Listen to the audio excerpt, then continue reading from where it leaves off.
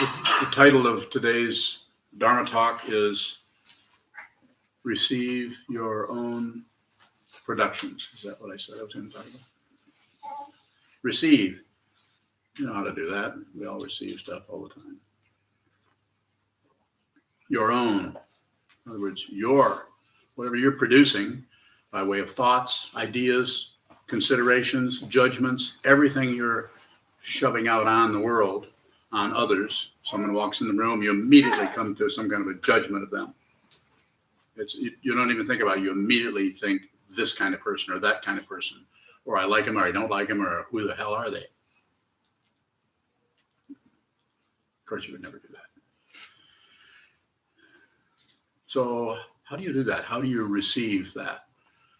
Well, you might have to track it down a little bit. You might have to notice the way that you're producing anything. One of the ways this will show up sometimes if you're talking is you'll notice that your grammar is a little off. And you may not do anything about it, but you might just kind of notice that. It's just a very simple, subtle way that you might notice. Another way you might notice, you might say, well, how many eggs how many baskets, how many rocks, how many whatever did you load into the truck this afternoon? You might say about 20, when actually it was only 18. So you lie. Receive your own productions. Whatever you say to anybody, follow it up with just a little flood. It's like a fan blowing. Just a little bit of awareness needs to track that and see, did you lie? You don't have to say that to yourself. Just notice it. If you say that to yourself, if you question yourself, you've already stopped what you need to see. If you don't understand that, then you probably need to strengthen or stretch your awareness a little bit, or not. Go do something else. But if you're at this talk, for whatever reason, you're here, might as well listen for a few minutes. What the heck? Sanskrit word, heck.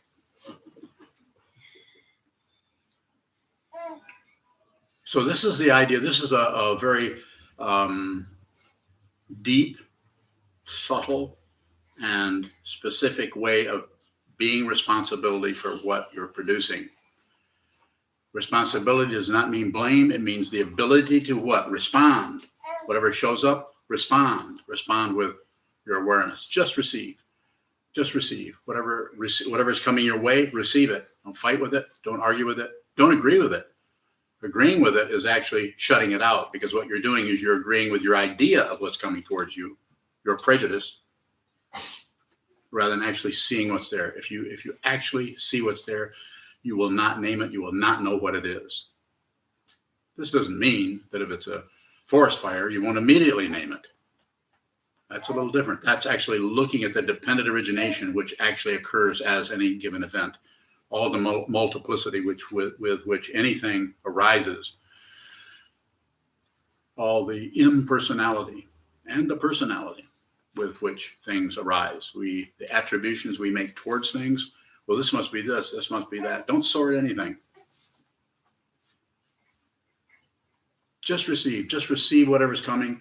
And as you receive what's coming at you, receive or notice or be aware of the reaction you have to everything. Anything that occurs, what do? We immediately think. We name it, we give it, we do something with it. And it's not that you shouldn't name. We're not saying never name anything, never have any thoughts about anything. I'm not saying that. That's a misunderstanding. That's more like some kind of artificial renunciation. You don't need to do that.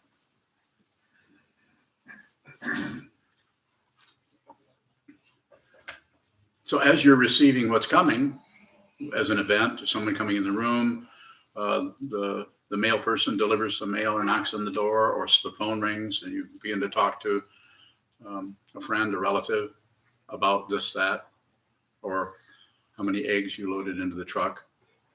20 eggs. What'd you do with the rest of the truck? How many did you break? I didn't break any, but you know you broke one. You just don't want to tell them about it. Isn't it interesting how we'll little, what do they call those? Pink lies? Yeah, pink lies. It was just a pink lie. Disagree with me. You're wrong, Sokuzan. It's a white lie. I'll lose. You're correct. So the most important part of this is not only receiving what's happening without objecting to it, agreeing with it, or shutting down. Those are the three poisons: passion, aggression, and ignorance. Don't shut down. Don't agree, because you might be agreeing with your projection about it, and you haven't even examined what it is yet, because examining what it is painful or difficult. When something shows up, we want to know immediately what that is. We're not willing to just not know for a while, so we can more closely observe how that turns this way or turns that way, what the basic elements of that any given situation actually are. If you know what the fundamental situation is, then any action that you would crank up would probably be appropriate, because it would be in response to what is actually there instead of different degrees of what you think is there. Your judgments, your prejudice, your built-in kind of knee-jerk reaction to things. This is why awareness is so powerful. This is why I encourage people to train their minds. You don't have to be a Buddhist. I don't care if you don't. There's nothing to join here. We don't have a club. There's no dues. We have a sideline of robbing banks. How we do it. So training your mind is very good. What does this mean? It just means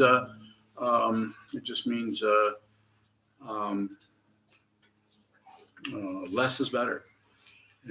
Just like less, sometimes more is better, but in this case, less is better, because we're constantly producing and thinking and adding and subtracting and judging everything. So you could call it meditation if you wanted to. We call it meditation, but actually all it is, the way I teach it, after having looked at this for a long time and studied several different ways of working with the mind, the way it is sit down, sit in a symmetrical posture. Since your body and mind are not two different things, they just look different. Just because you can drive to the store and think about your vacation in Vermont without hitting anything doesn't mean the body and mind are separate. Separated, and the more they're separated, the more crazy we get. I think that's called psychosis, isn't it? If it gets so far away that you can't get back. Where are my therapists at?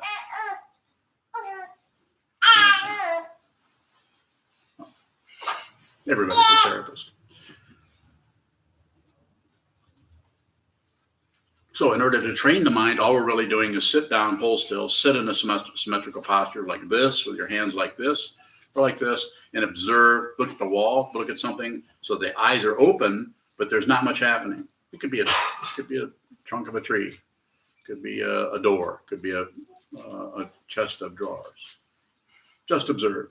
And if you do that, all the senses open for a long enough period, or maybe many, many periods, eventually the very area of your mind that you are trying to hide out from, that you are trying to avoid, that you are trying to pretend isn't there, so on and so forth, that you want to blame somebody else for, or blame yourself for, or whatever that gives you a hard time, pardon me,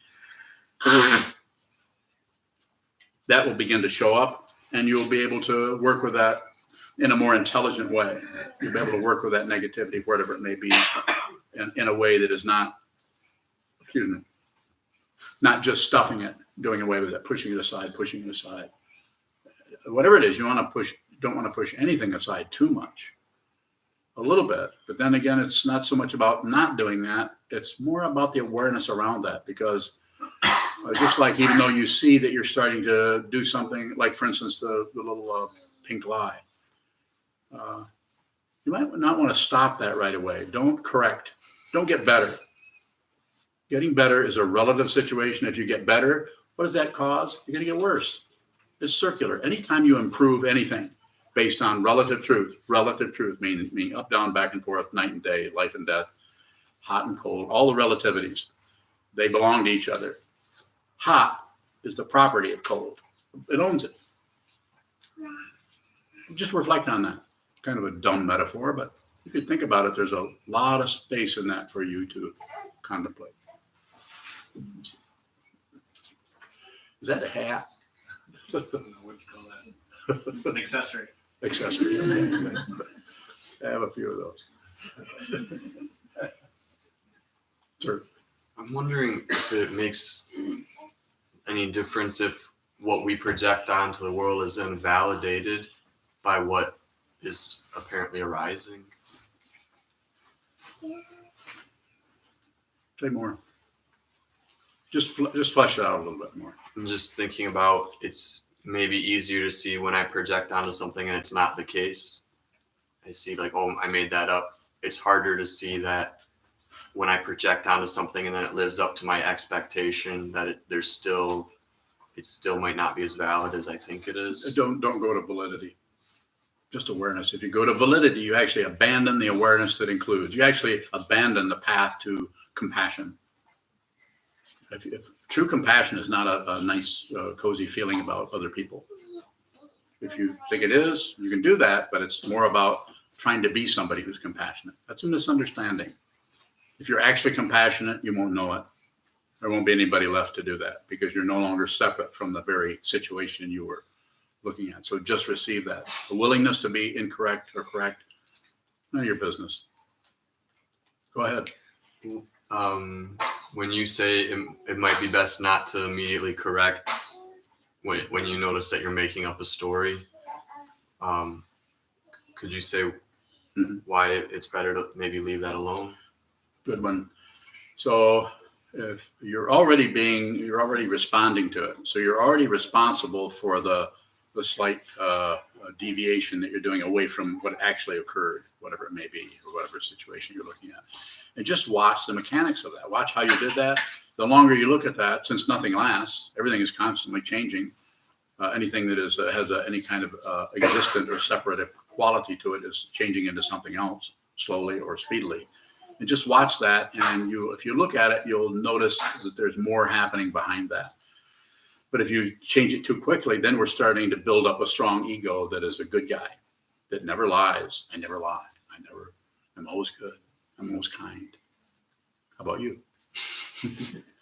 So it's always about working with the apparent identity of a self. It's egocentrism that can build up and look extremely good, but it's more about looking good or appearing kind and loving, or so people will think you're generous or compassionate. If you're actually compassionate, there's no credential there. Can't get one. Something like being a nurse with no uniform. Nobody knows. Yes, sir. How do I kill my ego, or should I kill my ego? No. Ego's unreal. You don't have to kill anything. You get it? Don't kill. Unless you have to. And then don't make excuses why it's okay to kill. Don't track yourself down with any justification for anything. Do what you need to do. Live out of your awareness. Live out of this, not this, and not this. This is afraid, and this is paranoid, and this is not separate. But it's not a thought. Don't believe your thoughts. Don't disbelieve your thoughts. Train your mind. Want more? A little bit more? Train your mind. In other words, sit down and get to know yourself on a very, very intimate level. You sit and look at that wall for 4 or 5 hours, you're going to get to know yourself. It might not be comfortable, but you may not want to do it. You may want to get a motorcycle and hill climb. That's what I used to do. That's how I met my teacher. More? Go ahead. Do you know anything about metaphysics? Not much. Do you? No, I want to learn. Thank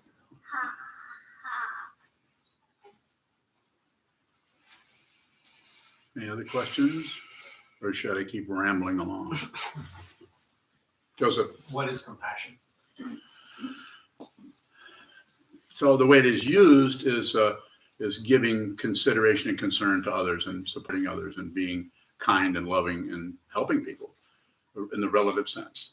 But that's difficult to do unless you're at war with yourself. If you're at war and you're under your rib cage here, the hidden war in each of us, not accusing you of anything. But I'm saying that hidden distress or anxiety or pain or suffering that's happening there, without examining that, very difficult to completely be compassionate. So, in other words, put others before yourself. The vow that we take in this tradition is to be with all things. This is the vow that Jukai that Laura's going to receive this afternoon. She's going to give up her own trip. And she's just going to help Amalia from now on. And John too. So no more putting yourself first. More? If you're not, what is the difference between not putting yourself first and focusing on this internal, what appears to be internal battle? They're very similar. I mean, you're going to be doing one or the other. You'll be doing one, and everyone is so different that I would say, it's kind of an elimination thing. So just don't do anything else you have to do it. And this creates a situation where you're just doing something very simple. Some people might call it laziness, by looking at what you're doing. You're not doing enough or whatever. But train your mind. Find some time to hold still and find some time to reflect on the very nature of the questions you're asking. And go slow. Go slow. Don't move too fast with it. More about that? Good question. So, Brian. How would you answer a child if they were to ask you if they were selfish? Depends on if they were selfish or not. Some children are not so selfish, and some children are selfish. And then we're going to go further than just try to be cute or funny. I would say, what do you mean by selfish? What do you mean by that? What do you mean? What do you mean by selfish? Self-centered? Yeah. How old is the child? All ages. Till Well, maybe they're a teenager. Yeah. So a lot of that has to happen. A lot of that, so the narcissism or something like that needs to occur. So sometimes it gets interrupted way too soon. And it's just by conversation, sometimes by violence. Parents don't, because of their own lack of training or consideration or compassion, whatever word you want to use, they were trained in a terrible warfare situation with their parents. Then it's difficult for them to move beyond that when they have children and not somehow take that on. So it just keeps getting it's like get contaminated by it. So it's difficult to work with that. So I probably wouldn't say much.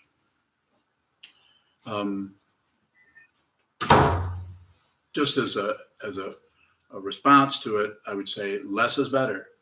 And I would say less instruction about that. Don't go into concepts in that situation. Less is better. Not too much doing a young person's thinking for them.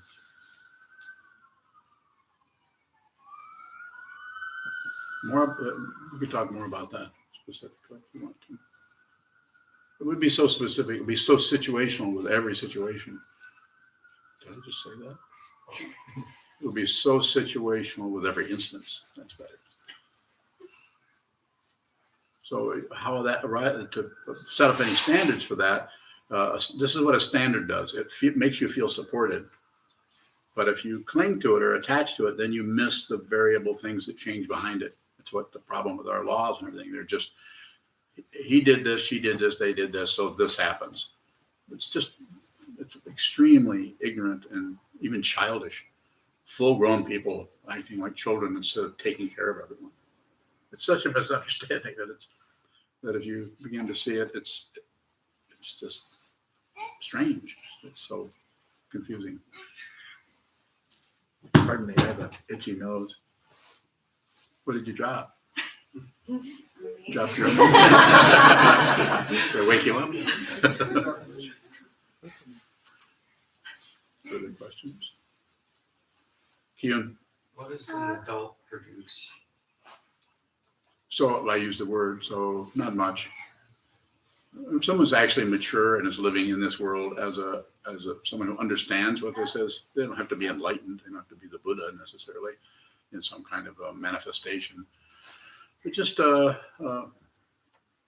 sense of cooperation, communication, cooperation, collaboration, just working with things as they are without, some selfishness. There has to be something there. I'm hungry. I need to eat, or I have some time so I can help that person do the laundry. Just not too much about the identity situation, but not running away from it. It's in Buddhism, it's called the middle way. Not too tight, not too loose. That's what strings the guitar, or the sitar, as the Buddha was asked by one of his students. How do I train my mind? Or I don't know, I wasn't there, but he basically said, how do you tune your sitar? I think it was. Anybody remembers a story better than I? But he says, not too tight, not too loose. He says, that's the way you train your mind.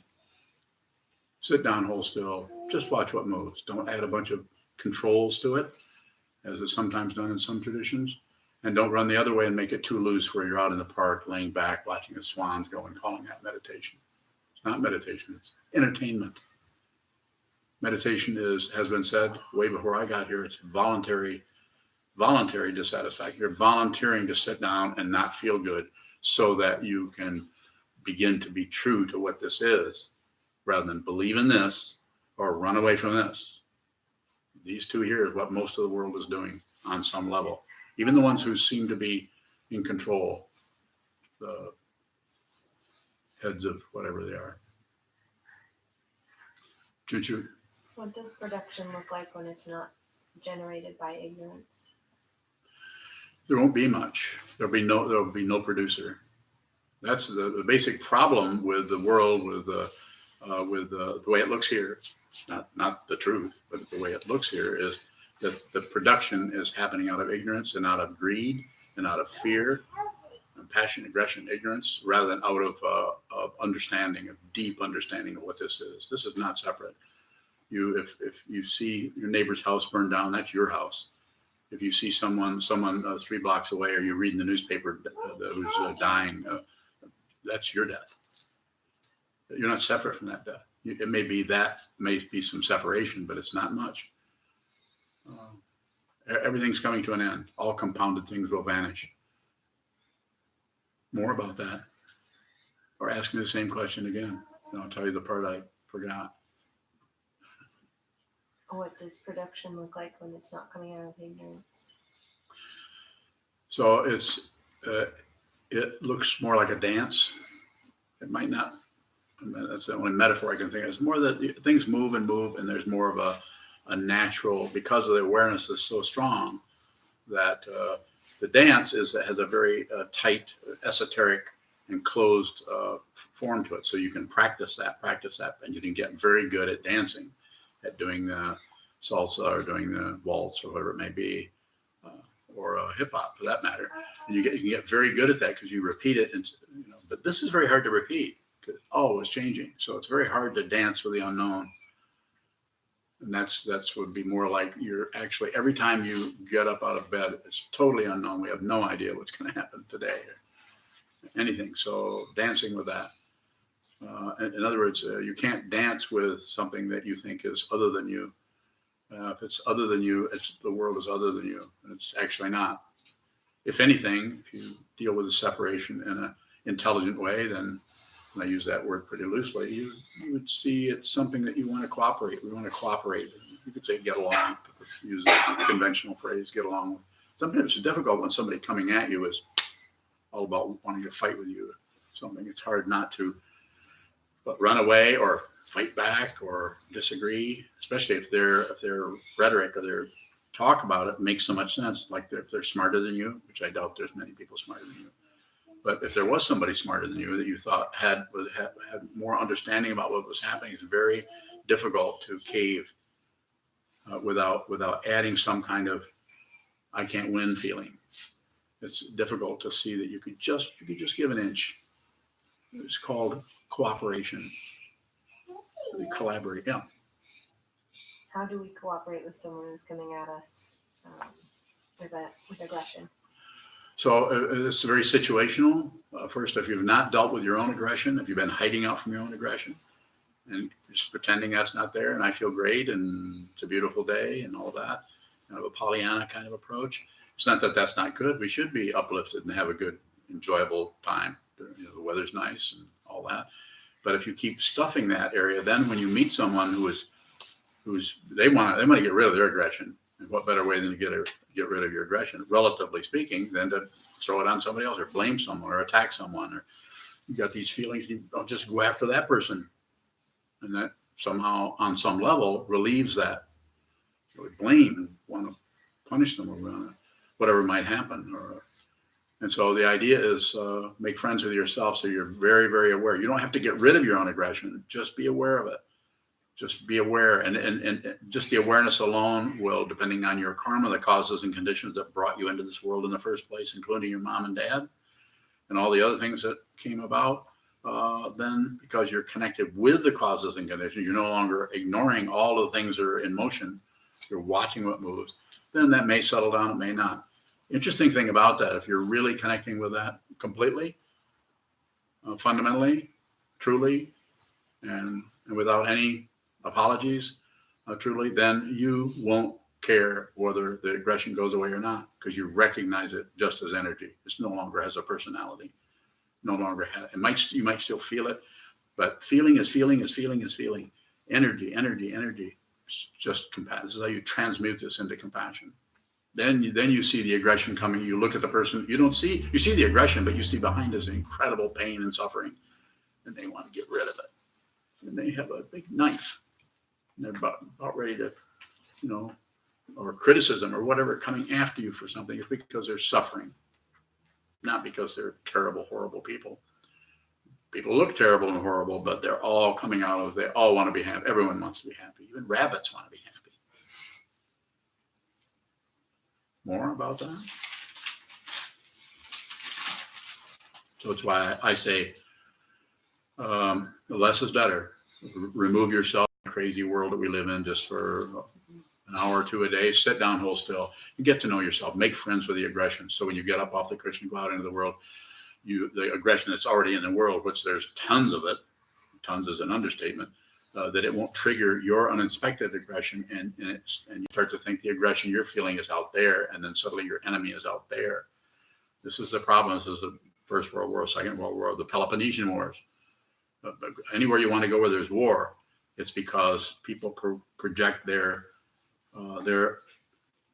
unhappiness on the cause of others, and they want to destroy them. It's called prejudice. It's all over the place. It's rampant. Please don't try to get rid of prejudice. Be aware of it. If you try to be someone who is not prejudiced, they're just lying. I'm prejudiced. Otherwise, I couldn't talk about it. I was raised that way. But I also don't believe it. You don't have to believe it. Just don't believe it. You can look at someone and feel the prejudice come up about somebody who's from Mesopotamia. Right away you think, anything is spelled with an M. I'm being silly, but I'm saying it's like that. You don't have to don't get rid of the very energy just because it has a black side to it. This is the problem with a lot of spiritual paths, is they tend to go good and evil, and they shove away evil and push up the good. A misunderstanding, and it can be harmful, very harmful to people who buy into good and refuse bad or evil, and don't see that they get their meaning from each other. You don't have to be a philosopher. You don't have to have, I don't have any degrees. I just spent my life looking at what is moving with the help of a couple of great sages. Further questions?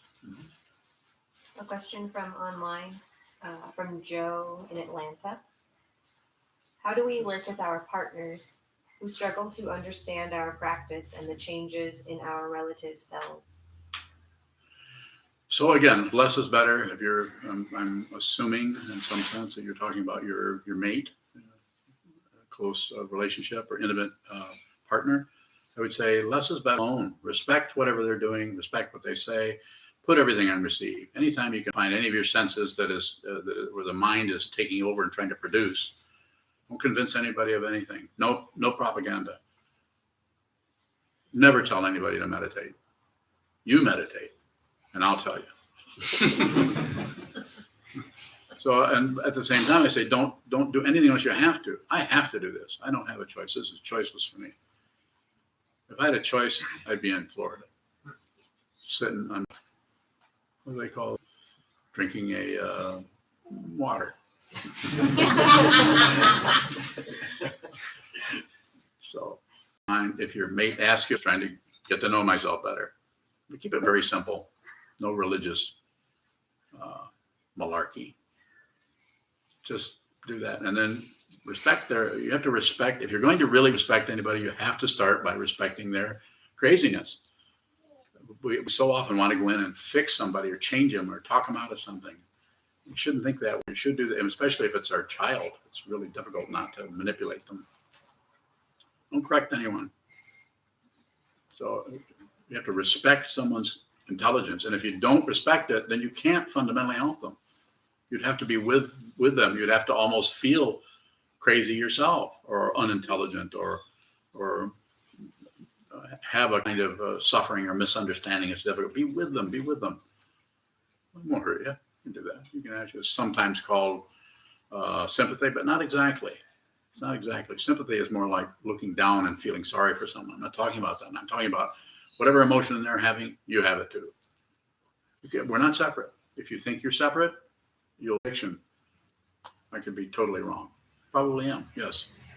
Could you say more about what production looks like when we're on receive?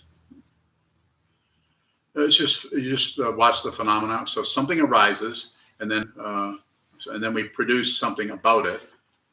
We're receiving something and then we produce on top of it. It's this kind of thing. Well, this person's coming in, instead of just receiving is to not know what's going to happen or who they are, even though you've known them for years. It's to not really know. And it's for the ego mind, self-centered mind, it's a kind of a feeling of insecurity.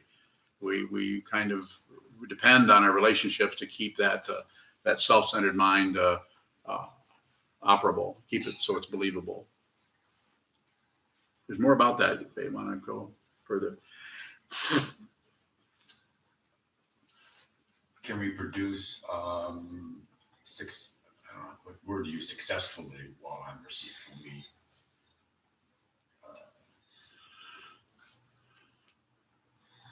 Can we produce without adding on I think it's when we're on receive?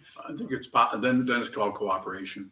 And simply put, just a pragmatic way of talking about it. It's like it shows up in our forms, our social forms of politeness. Someone comes in and says, "Hi, how are you doing?" So, pretty good. We're doing pretty good today. How are you doing? So right then, what do you follow it up and you notice that you just lied. You feel like crap. So be aware. Our precepts do not say don't lie. Well, some understanding says that, but it's a lower level when you first start. It has to start with a parental kind of thing. But at some point, you have to be aware. You have to observe that precept and see how you can't help but somehow be dishonest. That's the path to liberation. It's an awareness path. It's not an accomplishment path. There's no way. Well, these are not commandments. If you think they're commandments, it's a misunderstanding. So you would watch how that happens, and you would notice that. And you would also notice about the other. You notice the more you can tell how sincere you are, how genuine you are, it starts to show up how sincere you are. Not separate. It's amazing. You already know that. Asking me things you already know. Thank you, Toji. Yes. How can we be more aware of our production without the desire to get better? Just watch the desire to get better as a production. So you're just producing that. It's just dependently risen. But what we do is we personalize it, and that gives it some kind of energy. Then it becomes the property of our ego mind, the unreal self that I was saying you don't have to kill or get rid of. All you have to do is be aware of it. The ego that was happening here when I was 12 years old, 15, 18, when I was the 4 years I spent in the Marine Corps, I was using the Marine Corps to try to beat me down into obedience. That ego is still here. It's just not real. I mean, it's not believable. It's a fiction. It's just not real. So does that help? There just seemed to be such a great demand for correction and being better, and is an awareness practice. Does it also have some subtle message about Yes. being better. Yeah, but that improvement thing should be,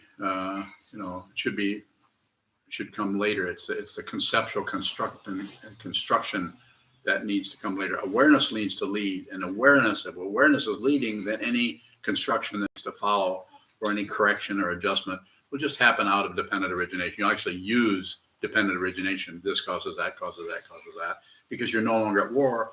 Then you're no longer disagreeing or agreeing or ignoring the causes and conditions that arise as any given thing.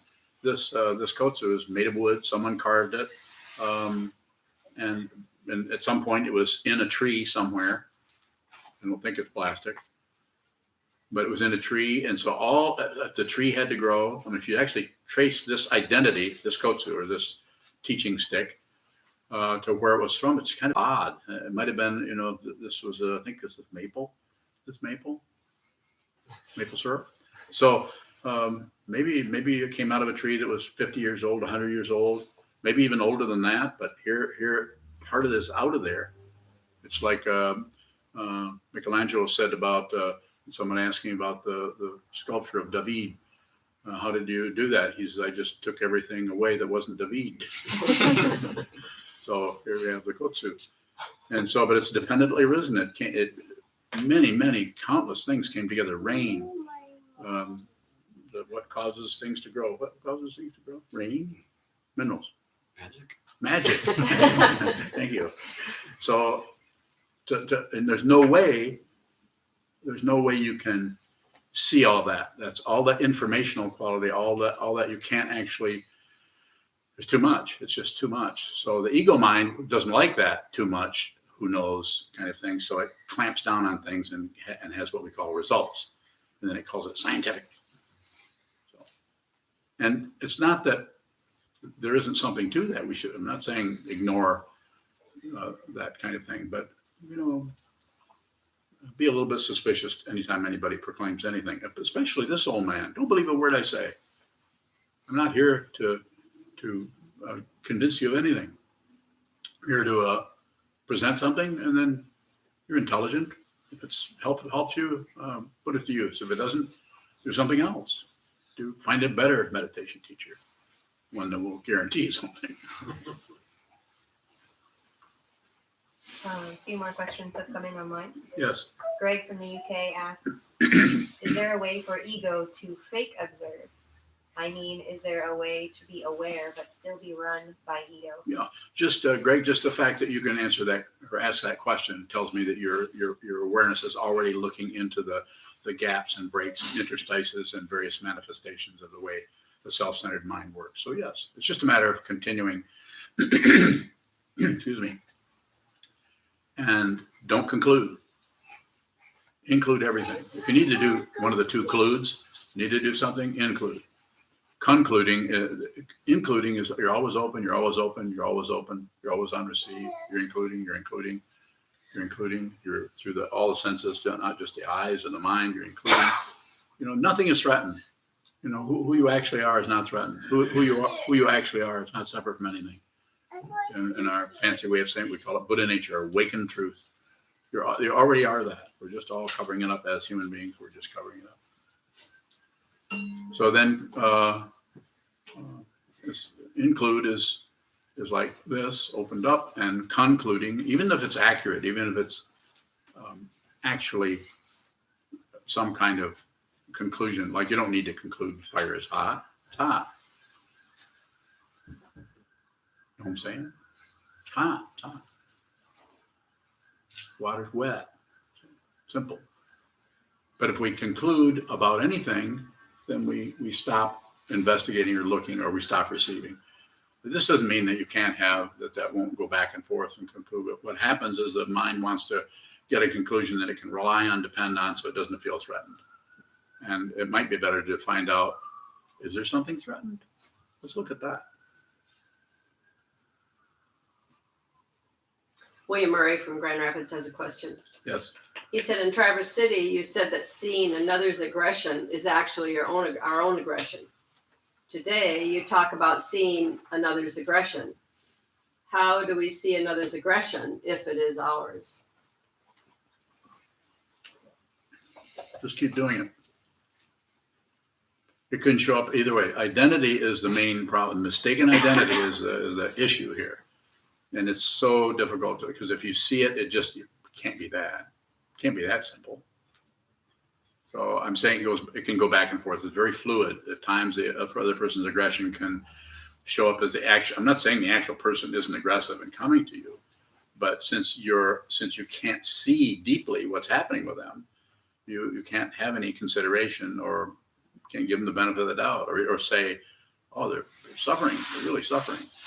And so instead, we tend to react in such a way that increases the aggression. Either we run away, increases the aggression, they chase us, or we fight back, increases the aggression, or we try just not to pay any attention to it. And that's probably the worst thing you can do with aggression, because then they think they add on to that, you're ignoring me, you're disrespecting me, you think that I'm whatever, any combination of things like that. Sato.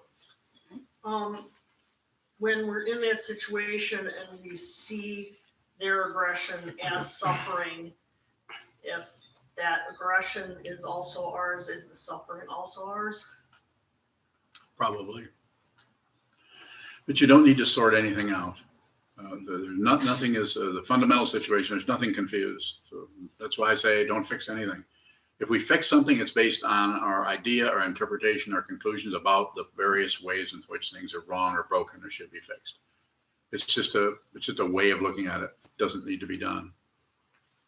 So then, and what happens in that situation is still made up of causes and conditions. So that particular person that is being aggressive and that you say you do see how deeply how much trouble they're having, so it's so situational. It's hard to say what you do. You might have to ignore them. You might have to just change the subject, or you might have to find a different frequency, a level. Sometimes working with people, sometimes if you're kind of trapped in a situation, like if they live in the same house and they're your mate, it's a lot different. But there are ways that you can do it. If sometimes in Buddhism it's called skillful means, and I don't use that word much, but I'm using it now because it's like just looking at the situation and see if there isn't the important thing is to continue the communication, even if it's silent, but to do it in such a way that you're not triggering further confusion with the person. And in order to do that, you have to have really looked at your own confusion without fighting with it. Peace is already the case. It's already the case. You don't have to make peace. Just stop making war. And how do you stop making war? You have to see that it's war. You have to actually see that some little thing that you're saying or doing, or in your own mind, or with your mate, or with a neighbor, or with a child, or whatever, is warlike. Not about stopping that. You may not be able to stop that. It may need to be sit on the inspection table for a few more years. You might have to look at that very closely to see the way that war develops. We're not talking about finding the first cause. You can't find first cause, but what you can find is the very thing, very words that came out of the Buddha's mouth 2,500 years ago. Everything is dependently arisen. There's not a single solitary thing anywhere. You can't. Things are so not separate. You can't, as it's been said in the tradition, you can't slide a piece of paper between anything. Not separate. It's just a metaphor for saying, look closely. Laura from Traverse City has a question. Along the same lines as Joe's question, what do we say to a friend group who says, what's the Buddhist stuff all about? What's the most effective response? Well, there again, it's what's the Buddhist stuff all about? It depends on the relationship and the situation. But my first thought about that is say, damned if I know. I might say that. I know a lot of people that have no idea I'm even a Buddhist, let alone a monk. Never comes up. So Laura, knowing you, I can't imagine you doing anything incorrectly. She knows what I mean. Less is better. I sometimes say this, lately I've been saying, when somebody asks you something about that, give them a little bit, but make them drag it out of you. If somebody's not ready to hear about meditation, don't preach. If you're a meditator, mind your own business. Meddle with anybody. They'll let you know if they want to do this. If they do, they really want to do this. I mean, you can make it available, but no preaching. Mind your own business. What's this Buddhist stuff all about? You could say, if there's someone you talk to a lot, you say, I don't know, what do you want to know? Well, why do you do that? Well, there's all kinds of responses or canned responses to that, but you might want to just respond out of your own. Why are you doing that? Be genuine. When you're really genuine, you notice how you lie. You can't notice that unless you're genuine. If you have questions about that, then I probably won't be able to answer them. Without lying, that is. More? Are we at the end of our thing? Okay, very good. Thank you.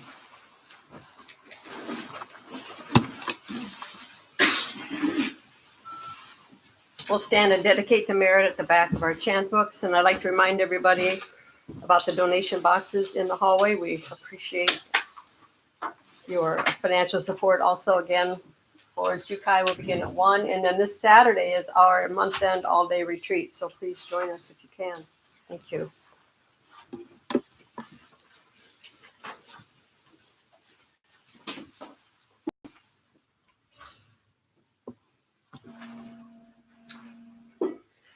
May the merit of this penetrate into all places, so that we and every sentient being together can realize the Buddha's way.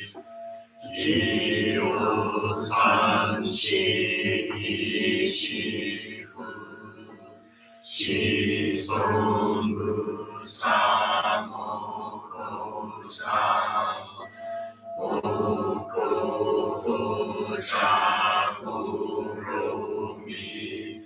The 10 directions, the 3 worlds, all Buddhas, all venerable ones, Bodhisattvas, Mahasattvas, the great Prajna Paramita.